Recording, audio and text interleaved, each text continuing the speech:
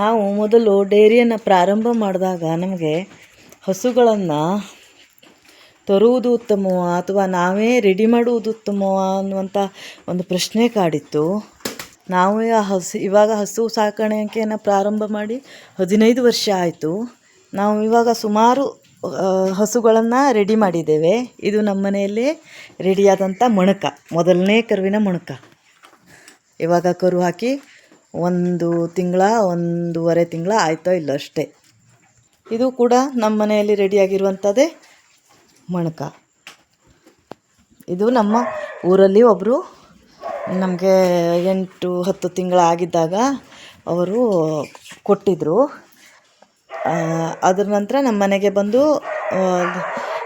ಆಮೇಲೆ ಗಬ್ಬು ಕಟ್ಟಿಸಿ ಇವಾಗ ಕರು ಹಾಕಿದೆ. ಈಗ ಮೊದಲನೇ ಕರುನ ಮಣಕ. ಇದು 10 ಲೀಟ್ರ್ ಹಾಲು ಕೊಡ್ತಾ ಉಂಟು.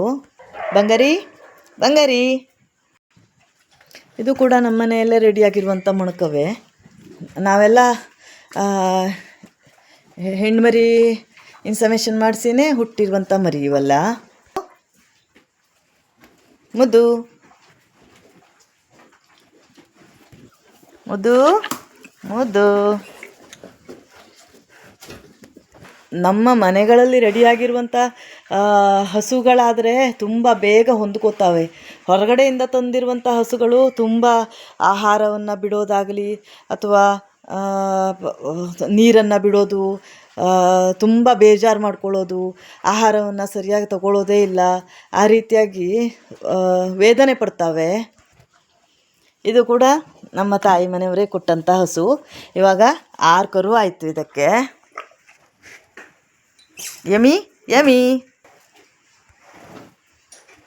ಇದು ರುಕ್ಕು ಅಂತ. ಇಲ್ಲೇ ಮರಿ ಹಾಕಿ 13 ತಿಂಗಳ ಆಯ್ತು ಇದಕ್ಕೆ. ಇವಾಗ ಗಬ್ಬು ಕಟ್ಟಿಸಿದ್ದೇವೆ. ಇವಾಗ ಹೆಚ್ಚು ಕಡಿಮೆ 1-1.5 ತಿಂಗಳ ಆಗಿರ್ಬೋದು. ಹೆಚ್ಚು ಕಡಿಮೆ 6 ತಿಂಗಳ ಆಗಿರ್ಬೋದು ಪ್ರೆಗ್ನೆನ್ಸಿ. ನಾವು ಎರಡನೇ ಕರುವಿನ ತಂದಂಥದ್ದು. ಇದು ಕೂಡ ನಾವು ತಂದಿರುವಂಥದ್ದೇ. ಇದು ಆವಾಗ ತಂದಾಗ ಬೆಳಿಗ್ಗೆ 16 ಲೀಟ್ರು, ಆಮೇಲೆ ಸಂಜೆ ಒಂದು 12-13 ಲೀಟ್ರ್ ಹಾಲು ಕೊಡ್ತಾಯಿತ್ತು. ಇವಾಗ ಪ್ರೆಗ್ನೆನ್ಸಿ ಇದೆ. ಇದು ಕೂಡ ತಂದಿರುವಂಥದ್ದೇ. ಇದು ಕೂಡ ಪ್ರೆಗ್ನೆನ್ಸಿ ಉಂಟು. ಇವಾಗ ಹಸುಗಳನ್ನು ನಾವು ತರೋದು ಕಡಿಮೆ ಮಾಡಿದ್ದೀವಿ.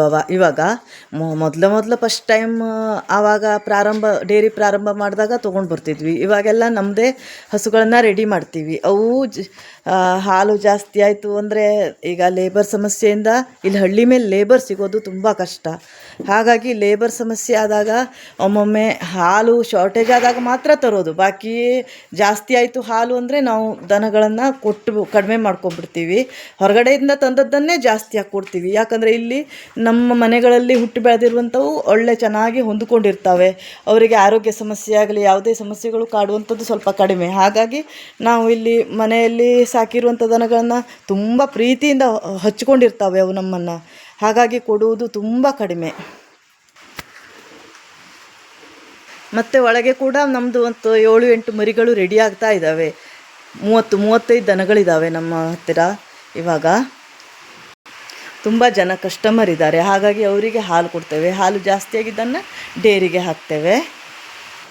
ನನ್ನ ಅಭಿಪ್ರಾಯದಲ್ಲಿ ತಂದು ಸಾಕೋದಕ್ಕಿಂತ ನಾವು ಮನೆಯಲ್ಲಿ ರೆಡಿ ಮಾಡುವುದೇ ಉತ್ತಮ ಅಂತ ನನ್ನ ಅಭಿಪ್ರಾಯ. ಹಾಗಂತ ಮೊದಲೇ ಪ್ರಾರಂಭ ಮಾಡಿದವರು ಮನೆಯಲ್ಲಿ ರೆಡಿ ಮಾಡೋದಕ್ಕೆ ಆಗೋದಿಲ್ಲ. ಮೊದಲೇ ತಂದುನೇ ರೆಡಿ ಮಾಡಬೇಕಾಗ್ತದೆ. ಆದರೆ ಸಾಧ್ಯವಾದಷ್ಟು ತಾವು ಮೊದಲನೇ ಕರುನ ಮಣಕವನ್ನೇ ತೊಗೊಂಡು ಬನ್ನಿ, ಆಯ್ಕೆ ಮಾಡಿ. ಯಾಕಂದರೆ ಅವು ಬೇಗ ಹೊಂದ್ಕೊಂಡ್ಬಿಡ್ತಾವೆ. ಆಹಾರಕ್ಕಾಗಲಿ ವಾತಾವರಣಕ್ಕಾಗಲಿ ಸ್ವಲ್ಪ ಬೇಗ ಸೆಟ್ ಆಗ್ತವೆ. 2ನೇ ಕರು 3ನೇ ಕರುವಿನ ಆಕಳುಗಳನ್ನು ತಂದರೆ ಅವು ಹೊಂದ್ಕೊಳ್ಳೋದಕ್ಕೆ ತುಂಬ ತೊಂದರೆ ಪಡ್ತಾವೆ. ನನ್ನ ಅಭಿಪ್ರಾಯವನ್ನು ತಮ್ಮೆಲ್ಲರ ಜೊತೆ ಹಂಚಿಕೊಂಡಿದ್ದೀನಿ.